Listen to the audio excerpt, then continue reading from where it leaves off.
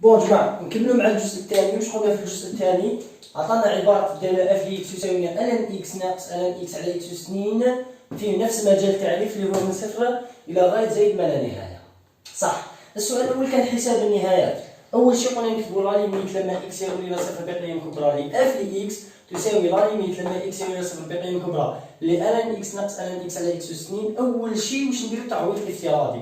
ln اكس عند الزائد صفر بقيم كبرى تؤول إلى ناقص ما لا نهاية. صح. و ln اكس يا جماعة هذه وين تؤول؟ إلى ناقص ما لا نهاية أيضا. و اكس أس 2 إلى أين تؤول؟ إلى كم جماعة؟ صفر موجب. علاش صفر موجب؟ لأن اكس يؤول إلى الصفر بقيم كبرى، دونك صفر أس 2 هو صفر موجب. صح. طيب ناقص ما لا نهاية، ناقص ما لا نهاية، شحال تعطينا يا جماعة؟ ناقص في الناقص شحال تعطينا؟ تعطينا زائد ما لا نهاية. زائد ما لا نهاية على صفر موجب هي كم؟ زائد ما لا نهاية. لأن حالة عدم تعيين ناقص ما لا نهاية زائد ما لا نهاية، حالة عدم تعيين. لإزالتها واش نديرو جماعة؟ أول شيء نخمم فيه هو إزالتها. صح. إزالتها كتبع بلي تقدر طيح لك حالة عدم تعيين في البكالوريا. نعم تقدر طيح لك على هذيك اللي قريتها. لا ليميت لما اكس يؤول الى صفر بقيم كبرى. اول شيء نخمم فيه عند الزيرو بقيم كبرى واش لازم نستعمل النهايه تاع اكس اس ان ln اكس. معناتها هذه ln اكس ماذا بيا تكون قدامها اكس اس ان. ايوا دونك نديرو توحيد المقامات.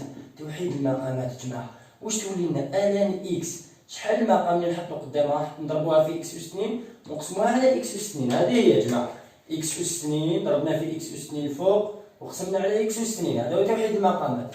ناقص ln اكس على اكس أس 2 تساوي لنا لا ليميت لما اكس يؤول الى الصفر بقيم كبرى اكس أس 2 ln اكس ناقص ln اكس على اكس أس 2. صح. كاين اللي هنا يخمم يجبد ln اكس عامل مشترك. علاش تجبد ln اكس عامل مشترك؟ روح عوض مباشرة. لا ليميت لما اكس تؤول الى الصفر بقيم كبرى تاع اكس أس ln اكس او اكس أس 2 ln اكس هذه تساوي صفر. صح. و ln اكس الى اين تؤول عند الصفر بقيم كبرى؟ الى ناقص ما لا نهايه. لكن ما تنساليش ناقص ما لا نهايه في الناقص تصبح زائد ما لا نهايه. تسمى هنا الفوق هذه كومبلي تعطيني بليس انفيني. راكم معايا يا جماعه؟ صح. ومن تحت الى اين تؤول؟ الى صفر موجب. زائد ما لا نهايه على صفر موجب وكانني اقول عدد كبير على صفر موجب. دونك تساوي لنا كم؟ زائد ما لا نهايه. يعني لا ليميت عند الزيرو بقيم كبرى هي زائد ما لا نهايه. روحوا دوك يا جماعه الى النهايه عند زائد ما لا نهايه. لا ليميت دوزيام لا ليميت لما اكس يؤول الى زائد ما لا نهايه للداله اف اكس تساوي لا ليميت لما اكس يؤول عفوا يا جماعه قال احسب النهايات ثم فسر نتيجه هندسيا. التفسير الهندسي واش نقولوا؟ التفسير الهندسي نهضروا على المستقيمات المقاربه. حنا واش قلنا؟ اذا قمنا بحساب النهايه عند عدد ووجدناها زائد او ناقص ما لا نهايه، يعني تلاقى العدد صفر كاكس يؤول مع ما لا نهايه. يعني كاين تفسير هندسي نقولوا المنحنى سي اف هذه دائما نكتبوها يقبل دائما تبدا هكا مستقيم مقارب. صح. بون جماعه هذا المستقيم المقارب راح يكون موازي اما المحور الطرادي او المحور الفرنسي. خلي لي هذا الاسباس ونكتب معادلته من الشكل اكس يساوي صفر. علاش اكس يساوي صفر؟ لان المستقيم المقارب دائما في المعادله تاعو يكون العدد. صح. العدد هنا راهو مع الاكس ولا راهو في بلاصه الايكغيك؟ راهو مع الاكس. يعني معادلته اكس يساوي صفر. اكس يساوي صفر يعني راهو يقول لي بلي الفاصله زيرو. الفاصله في المعنى وين تكون زيرو جماعه؟ هنا فاصله صفر. صح. يسمى هذا المستقيم.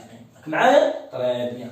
دونك موازي لشكون جماعه؟ موازي لمحور التراتيب او نقول منطبق على محور التراتيب لانه هو نفسه محور التراتيب. شوفوا معادله اكس يساوي عدد موازيه لمحور التراتيب نهار تكون زيرو منطبقه على محور التراتيب، ومعادله ايكغيك يساوي عدد موازيه لمحور الفواصل ومن ذلك تكون منطبقه على محور الفواصل نهار تكون النتيجه هنا اللي تكون عدد. صح.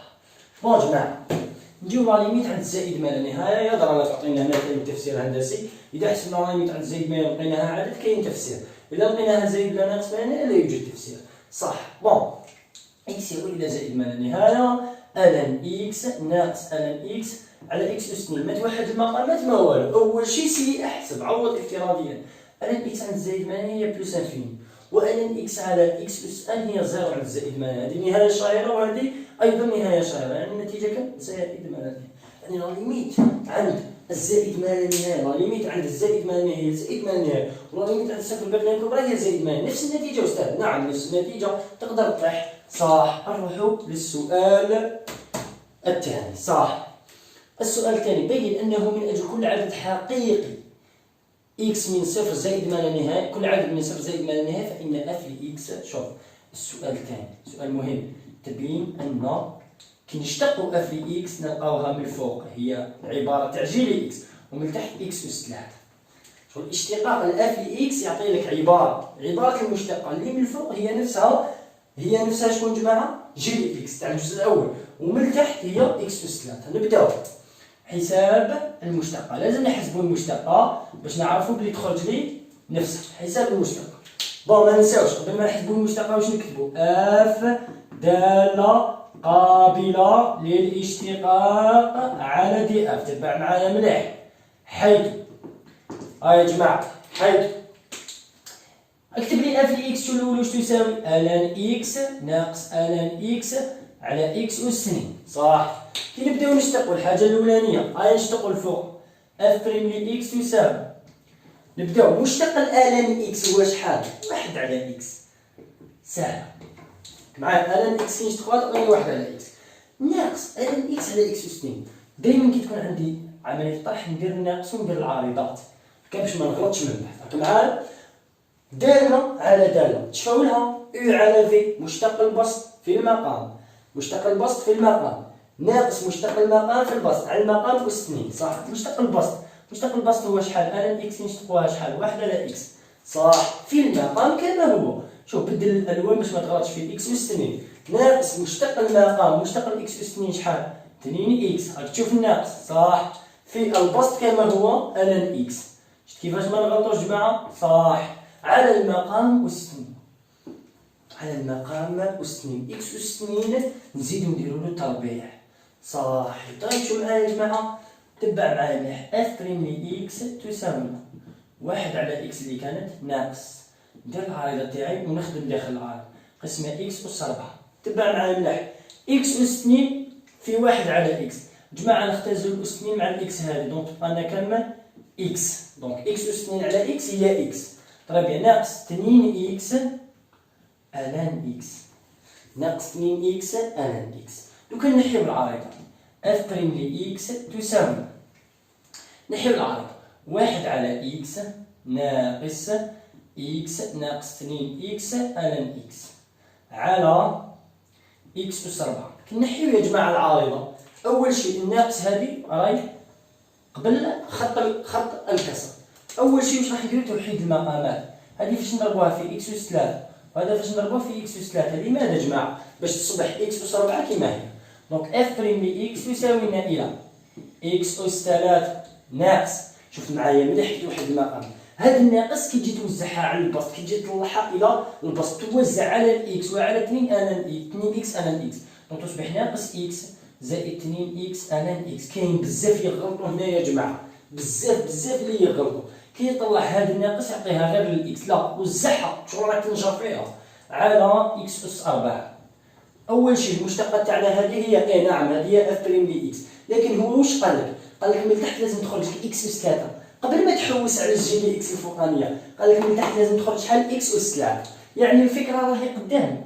اف بريم لإكس يساوي نخرج إكس عامل مشترك للفوق ونخرج إكس عامل مشترك لتحت إكس أس 4 كنحي لها إكس يساوي إكس أس 3 وهو المطلوب. أنا خرجتها إكس أس 3. شوف الفوق شحال تخرج لك؟ إكس أس 2 ناقص الإكس كتخرجها تبقى 1 وهنا زائد 2 الان إكس. هنا غير تقرا هذه العبارة تفكر باللي هي نفسها عبارة الجي لإكس، لكن نختزل الإكس مع الإكس تصبح اف بريم لإكس يساوي إكس أس 2 ناقص هذه العبارة هي نفسها عبارة جي لإكس، أنه هذه هي نفسها جي لإكس. جي لإكس على إكس أس 3 وها ميم وهو المطلوب. اف بريم لإكس هي نفسها جي لإكس على إكس أس 3. وهنا نوليو يا جماعة إلى أنه إشارة الاف بريم لإكس هي من إشارة جي لإكس ومن إشارة الإكس أس 3. من أين لنا إشارة جي لإكس؟ من الجزء الأول. هذا ما كان. طيب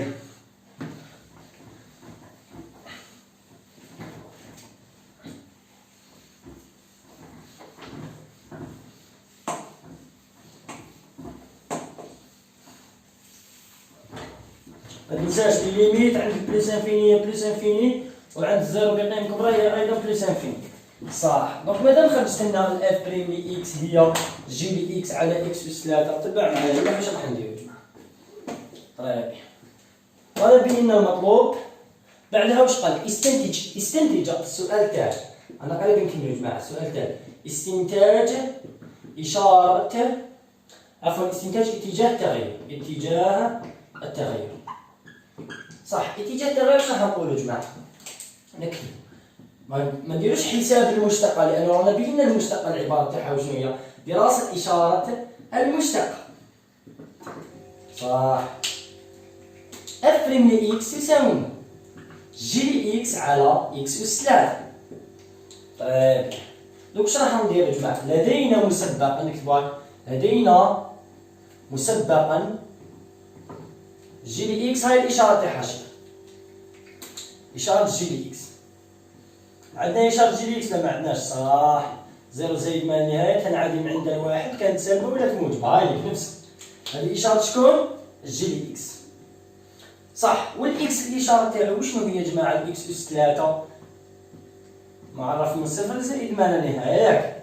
ما تنساش قال لك اكس ينتمي من صفر مفتوح الى زائد ما لا نهايه. اكس اس 3 اشاره تاع الاكس، الاكس ينعدم عند الصفر، ياك؟ اكس ينعدم عند الزيرو. هاي اشاره الاكس اللي كنا نديروها بكري يا جماعه. اشاره الاكس دوك نعاود لكم باش تفهموا طريقه هذه. صح. تبع معايا مليح. نعطيك لي ديتاي تاع الاكس الاشاره تاعو كيفاش. اشاره الاكس اس 3. تبع معايا مليح. باش تعرف اشاره الاكس اس 3 لازم تعرف اشاره الاكس الاول. اشاره الاكس كنا نقولوا كي يكون من ناقص ما زائد ما عدد حقيقي، الاكس تاعنا ينعدم في الصفر، في الزيرو. هذا الاكس، اكس ينعدم في الزيرو، يكون قبل الانعدام عكس وبعد الانعدام نفس. كي نديرو اكس اس 3، كي نديرو الاس 3 ياك الاس الفردي يخلي نفس الاشاره. اذا كان الاكس سالب اكس اس 3 ثاني سالب، اذا كان الاكس موجب اكس اس 3 ثاني موجب. معناتها اشاره الاكس اس 3 هي هذه. حنا يا جماعه هذا الجزء كاع ما نسحقهاش. لماذا؟ لان المجال تاعنا من صفر وطلع، ياك؟ صح. هاوليك هاي لك اشاره شكون؟ هاي لك من زيرو وطلع. اشاره الاكس اس 3 اسمها الاشاره تاعو موجب. دونك واش راح نقولوا؟ منه اشاره المشتقه كالتالي. نرسموا جدول الاشاره المشتقه. تبع معايا مليح جدول الاشاره المشتقه كيفاش راح يكون. شوف اكس زيرو طلع زائد ما النهايه. نكتب له الاول جي لي اكس الاشاره تاعها هاي واجده يا جماعه، تنعدم عند الواحد سالب موجب. واشاره الاكس اس 3 وشنو هي؟ الاشاره تاعو موجبه على طول المجال ولا ينعدم. شوف موجبه على طول المجال. قال لي يا شيخ علاش خصك المجال الثانيين هنا؟ باش تكون شغل بارطاجي، شغل في عود ما نكتب زائد كبيره كتبتها دو فوا. هذا مكان موجب موجب باسكو كاين هذا الواحد راح يجوز من بعد ثلاثه. لو كان نديرو جي لي اكس على اكس اس 3 اللي هي اشاره المشتقه اف بريم لي اكس. صح. الواحد هذا يعدم لانه يعدم جي لي اكس، حتى يقول يعدم المشتقه. سالب في الموجب سالب. صحيح. الموجب في الموجب موجب، معناها المشتقه تاعنا سالبه بعدين موجب. دونك واش راح نقولوا؟ الداله اف بري اف لي اكس متناقصه من صفر لواحد ومتزايده من واحد لزائد ما لا نهايه. نروحوا مباشره تشكيل جدول التغيرات. شوفوا معايا مليح جدول التغيرات يا جماعه. جدول التغيرات راح يتبع المشتقه، جدول اشاره المشتقه. اكس صفر قيمه منها زائد ما لا نهايه اف لي اكس. صح. اف لي اكس. دونك يا جماعه عند الواحد كاين انعدام المشتقه، دونك تناقص من صفر لواحد يليه تزايد من واحد لزائد ما لا نهايه. صح. هل قمنا بحساب النهايات عند زيرو زائد ما لا نهايه؟ عند صفر لقيناها زائد ما لا نهايه، وعند زائد ما لا نهايه ايضا لقيناها زائد ما لا تشفى. لكن لاتمام جدول التغيرات يجب حساب جي اف لي واحد. اف لي واحد تساوي، نروحوا للعباره جماعه الان اكس ناقص الان اكس على اكس اس 2 لا تشفى. في بلاصه الاكس شحال نحطو؟ واحد. اسمها هنا الان واحد ناقص الان واحد على واحد أس 2. دونك جماعه الان واحد هي كم؟ هذه زيرو وهذه زيرو. دونك صفر ناقص صفر على اي عسل ياك زيرو. دونك شحال هذه جماعه؟ زيرو. حب يقول الداله اف لي اكس من زائد ما لا نهايه تهبط للصفر تعاود تطلع لزائد ما لا نهايه. بون السؤال الرابع قال لك ليكن تي او لمضة عفوا التمثيل البياني للدالة الان في المستوى المنسوب الى معنى متعامل متجانس حيث وحدة الاطوال هي 4 سنتيمتر. ادرس الوضع النسبي للمنحنيين سي اف و تي ثم ارسمهما. ليكن تي التمثيل البياني للدالة الان. صح. قال لك يا جماعة تي تاعنا هذا التمثيل البياني للدالة شكون؟ الان اكس. صح. الدالة الان اكس. ادرس الوضع النسبي للمنحنيين سي اف و تي. صح. نقول كيفاش ندرس الوضع النسبي؟ دراسة الوضع النسبي للمنحنيين تي و سي اف. جماعة دراسة الوضع النسبي دائما وابدا واش نديرو؟ حساب الفرق. صح. اف لي اكس نقص له شكون جماعة؟ الان اكس، لأنه عبارة تي هي الان اكس. ثم ولفتوا دراسة الوضع النسبي وين يكون بين منحنى ومستقيم. نلقى دراسة الوضع النسبي بين منحنيين. صح. اف لي اكس ناقص الان اكس. اف لي اكس العبارة تاعها الان اكس ناقص الان اكس على اكس أس 2. هاد عبارة اف نقصوا لها الان اكس اللي هي عبارة تي تساوي، هاي النتيجة كم تساوي جماعة؟ الان اكس مع ناقص الان اكس تروح ولا ما تروحش؟ الفرق وشنو هو؟ ناقص الان اكس قسمة اكس أس 2. المعلوم انه جماعة الان اكس الاشارة تاعها واضحة والاكس أس 2 اشارتها موجبة تماما. صح. راح نديرو جدول الوضع النسبي. طيب جدول الوضع النسبي واش راح يكون فيه جماعة؟ يكون عبارة عن جدول اكس زيرو قيمة ممنوعة الان اكس. اول شيء الان اكس. الان اكس اللي راهي من الفوق جماعة. الان اكس المعروف عنها انها عبارة عن دالة معرفة من صفر لزائد ما لا نهاية. من صفر لواحد واش تكون الان اكس؟ تكون سالبة. اذا شفيتو تكون سالبة درناها في الدرس، لأن الان اكس هو المنحنى تاعها جماعة. عند الواحد تنعدم. هاي كيفاش جاية؟ من الواحد للزيرو تكون سالبة تحت محور الفاصل، من واحد وطلع تكون موجبة. هذه الان اكس. لكن احنا واش عندنا جماعة؟ عندنا ناقص الان اكس معناتها العكس تاع الإشارة. معناتها البلوس تولي الموان تولي بلوس والبلوس تولي موان. صح. طيب وإشارة الإكس أس 2 موجبة تماما. إكس أس 2 جماعة إكس أس 2 لا ينعدم موجب تماما. واحد يقوم باش موجب تماما. بون الفرق اللي هو شكون جماعة؟ الفرق اللي هو شكون؟ ناقص الان اكس على اكس أس 2 موجب على موجب موجب سالب على موجب سالب. دونك مادام الفرق موجب واش نكتبو؟ سي اف فوق تي. مادام الفرق سالب سي اف تحت تي. وهنا سي اف يقطع تي. هذا مثلا ان شاء الله تكون بانت لكم هنايا. هذا فيما يخص التمرين الشامل بالنسبه لداله الالان. واش يبقى لنا جماعه؟ بقى لنا رسم المنحنى البياني. رسم المنحنى البياني نفضل انه نخلي له فيديو وحده، يعني راح ندير فيديو خاص بالتمثيل البياني بعد ما نكملوا الدوام الشامله. هذا بالنسبه الى الداله الاولى. راح تكون غدا ان شاء الله او بعد غد داله اخرى. بون جماعه ماذا بكم تبارطاجيو لنا لا فيديو قد ما تقدروا. دونك ماذا بيا ما نلقاش واحد ولا زوج لي بارطاجيو، برك بارطاجيو على قد ما تقدروا في لي جروب تاع لي جيستيون كاع. هكذا لازم نفيدوا اكبر قدر من التلاميذ. الى كتب ربي ان شاء الله. يعطيكم الصحه. سلام.